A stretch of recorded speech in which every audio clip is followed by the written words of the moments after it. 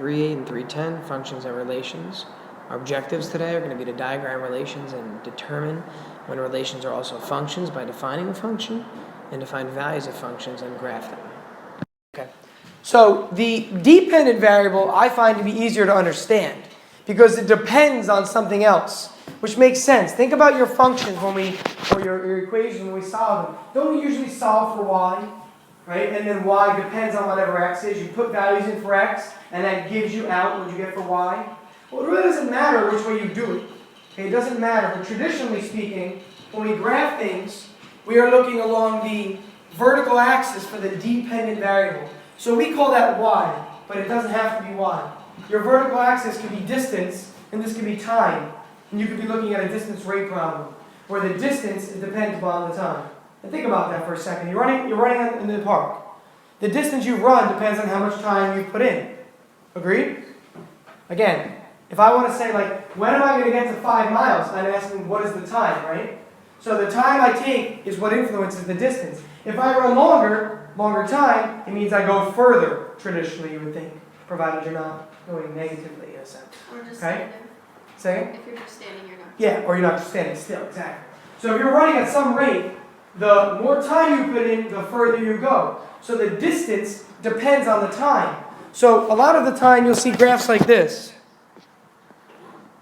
where this is distance and this is time. Because again, distance is dependent upon the time. It also depends on the rate, and the rate actually happens to be the slope of that line. But the dependent variable, again, is the variable that is a result of or depends on the choice of the independent variable. We consider this to be the range values. Okay, the range values. I call it the effect, like cause and effect. The independent variable you pick for x is the cause. The effect is the y variable. So notice I'm using these terms. Take a look. For independent variable, I call it the cause, and the y I call the effect. The y value is also considered to be what's called the height of the function.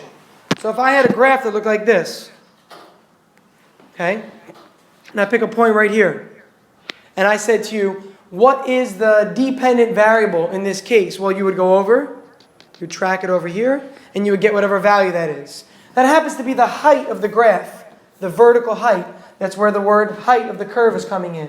And we also know that it's along the vertical axis. The independent variable is what you're choosing for x, the number that you plug into the function to get a result. So it's your cause, or it's the width of the curve. The width, because here's how I would find the independent variable in blue. Okay? Does that make sense? So the independent variable is along a horizontal axis. It is traditionally x. It does not have to be. Please don't memorize this. Don't memorize this. Hey, now my voice is killing me tonight. So again, along the horizontal axis is independent. Along the vertical axis is dependent. All right, let's keep going. So that, again, we've taken a look at relation, independent, and dependent. Now, let's take a look. We drew this on the sideboard over there while we were waiting for the iPad to load, but let's take a look quickly. Ordered pairs, table, and the mapping we already drew, right? We drew an example over here of a table and mapping, so you guys should be able to understand that part so far. Same thing we just did. And the graph is just showing those 4 coordinates. Okay? 1, 2, 3, 4 coordinates. You're just graphing them. So these are 4 different ways to represent a relation. Okay, to represent a relation. Now, again, this is why I combine 3.8 and 3.10. 3.8 is all about relations, and then 3.10 is all about functions, but they're very similar.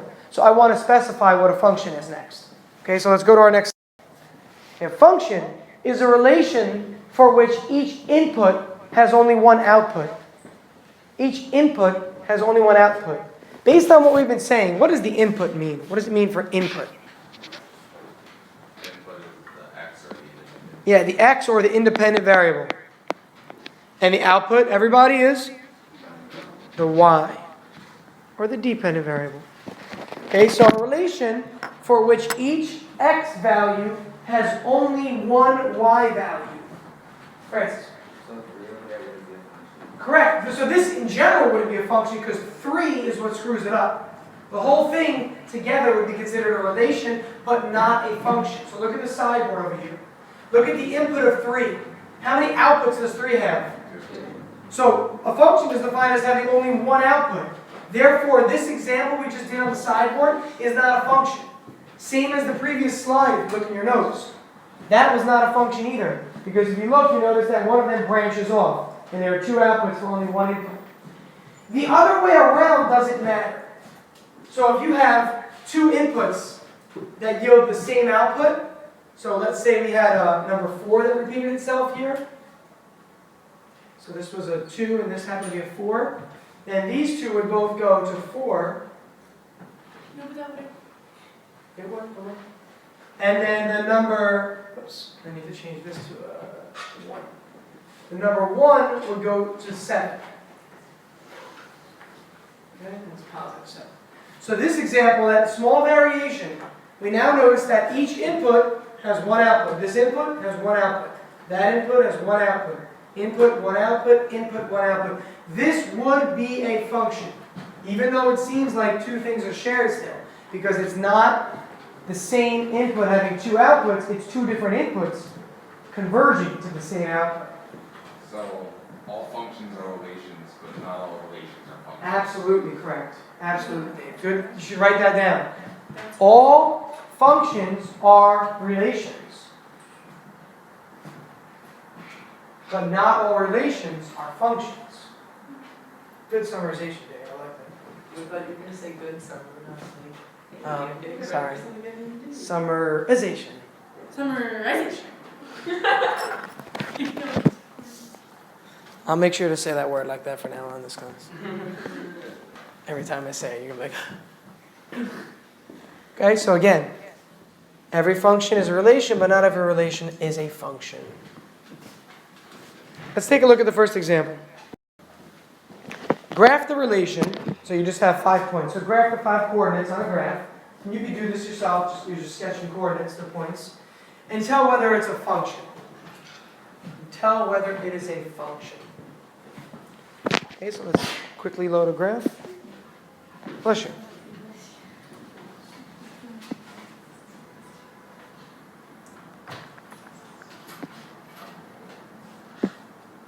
All right.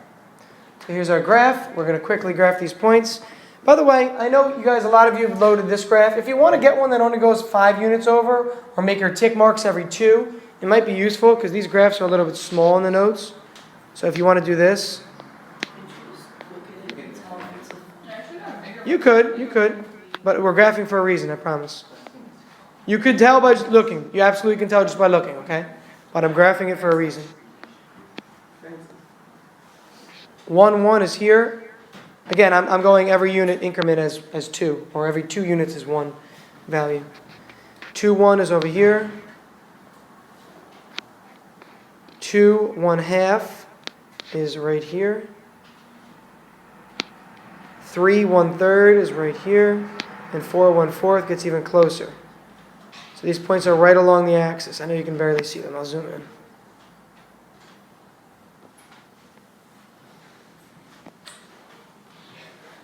All right, so again, this is 1, 1, 2, 1, 2, 1/2, 3, 1/3, 4, 1/4. Okay? Is that clear? I'm going by ones every unit. So 1, 2, 3, 4, 1, 2, 3, 4. Because I knew these numbers were going to be very small when I looked at the coordinates, so I spaced them out accordingly. And technically, I could have gone like 4 units up for 1 on the y-axis to make it a little clearer, right? I could have made, see where the 4 is on the y-axis? I could have made that 1, made that 3/4, 1/2, 1/4, so we could have seen the curvature a little bit more. But the idea is the same. I'll use blue to emphasize that these are points over here. Okay, there are points there. All right, so I overlaid them in blue. Now, those are the 5 points. It's definitely a relation because there's a mapping. For every x, there's a y. But is it a function is the question. Are there any inputs that have multiple outputs? Are there any inputs, Arthur, that have multiple outputs? Yeah. Where is it? 2. Because 2 has an output of 1. What's the other output, though? Yeah, so the same input, the number 2, the same input has 2 different outputs. Can somebody show me or point? Where does that show up on the graph? Where do you see those? 1. Right here? No, 2. Yeah, so these 2. What can you say about them? What can you say about them? How can we generalize or make some sort of statement that we could use to test on graphs? Their x-axis are 2. Yeah, their x-coordinate is the same. So they're going to lie what? On the vertical line. Yeah, they lie on the same vertical line. Again, Francis. I was looking at Arthur too. Francis, you're absolutely right. They lie on the same vertical line. So if 2 points lie on the same vertical line, what can we say? It's not a function. This is called the vertical line test. If you skip to the next slide, you're going to see that there. And that's exactly what you just came up with yourself. So if 2 points lie on the same vertical line in a relation, it is not a function. So skip over to the next slide to look at this. Oh, I remember what I learned last year. Take your pencil and it touches 2 points at once as you go across. And it's Absolutely right. Good. So on the left-hand side, take a look. And this is what Hannah is talking about. She's saying, see that red vertical line there? Take that red vertical line and just slide it back and forth. If you had a vertical line and you just moved it back and forth left to right, it would not cross over twice anywhere in this normal parabola. But in this one, which is actually a square root function, you see that there's 2 coordinates of intersection, right? So this is not a function. Okay, so again, the vertical line tells us that if we put a vertical line anywhere on the graph, and it intersects a coordinate more than once, it is not a function. It is not a function. Okay, so we did it with points a second ago. This is just using 2 different curves here. But the same thing applies. Okay? Before I go on to the next thing, let's quickly look at one, just if I draw one.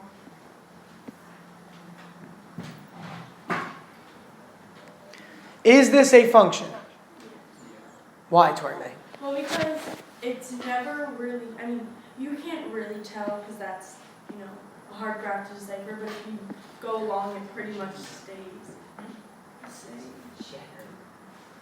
Like, it's a generally, yes. So, we take this vertical line here and move it anywhere along the way.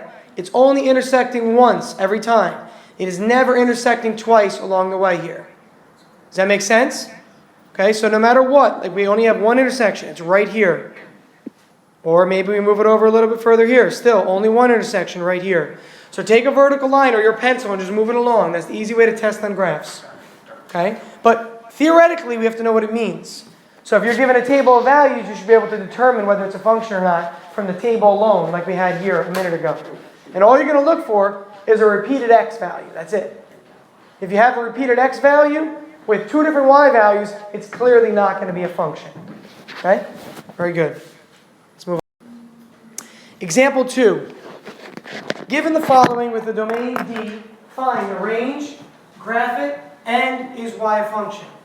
Okay, find the range, graph it, and is it a function. So we only have 4 points for our domain. So we don't have to graph the whole curve because this is a parabola. So all you need to do is graph those 4 points. So if you want to use your function on your calculator and type it in and just come up with a table, in the x column you can plug in your domain values and see what the ranges come out to be. So again, you can use your calculator or you can do it by hand. Okay, you're more than welcome to do it by hand, and it's pretty simple for this one. how do you clear out a table? Because every time I try to clean it Delete. I mean, your setting might be off. Oh, because your setting is. Oh, that's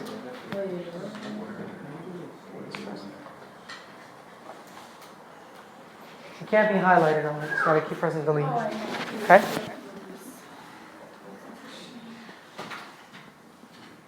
Remember that domain is x. Wait, it can't be. Right? And then how do you So type in the number you want. So you want to type -3. I include the one. Oh yeah, you got to type it in first. Yeah, for the end. Go to your y equals. 2x squared minus 3x plus 5, 2x squared minus 3x plus 5, okay? And now, what you want to do is you want to go to your table. Again, guys, go to your table, press second graph to bring up your table. Second graph. You see a table pop up? Now, can you type in values for x, or are they already there? Try typing in a value, see if it shows up.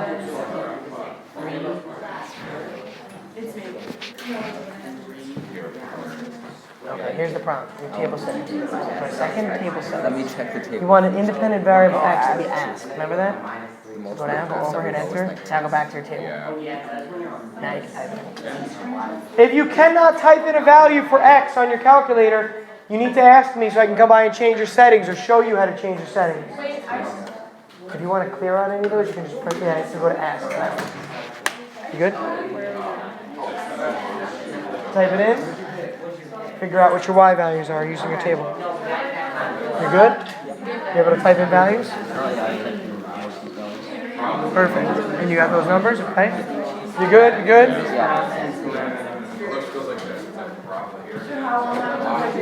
Technical, hold on, I'm right there. Cool. Now, okay, but I want you to use your table, right? So we're first finding the range of Y. So you need to find a table, so you gotta find the 4 values. So go to your table. Look for the word table. On the top somewhere. Yep. Now, you want to change the settings so you can click values. So go to your table settings. Go second table settings. And make your independent variable ask. Enter. That lets you ask what the X is. Now go back to your table. Second table. Now you can ask values. And I want you to use the domain values that are listed. Good? Good. I think we have to. That's fine. I had something. You got it though? Yeah. Awesome. We have to grab. Good? Yeah, we have Well, here's the deal, folks. Your table, listen, your table is what you're going to use to graph the coordinates. Your table is what you're going to use to graph the coordinates. Okay, you're not going to graph the actual parabola. Okay, we're not going to graph the actual parabola. So quickly, run down the 4 numbers. 4 numbers, go. Francis. I'll show you a hand. 32. Good? 2 is 7. No, it's not. 5 is 5 is 40. It's regular. No, it's regular. It's not 9. 7 Good. is 82. So 32, 7, 40, 82. All right. This is clearly a function because these 4 don't repeat. Okay, when you graph, all you're going to graph are these 4 coordinates. All you're going to do is graph those 4 coordinates. What I would really like you guys to do, because you have the whole weekend, I'm going to record this video today. I'm going to record it during school and post it today. I have free time. So there's 2 more examples I want you to read over, or listen to, please, over the weekend. Okay, the homework is not that difficult in this section, but the next 2 examples you need to watch before you do it, because you're going to get stuck if you don't.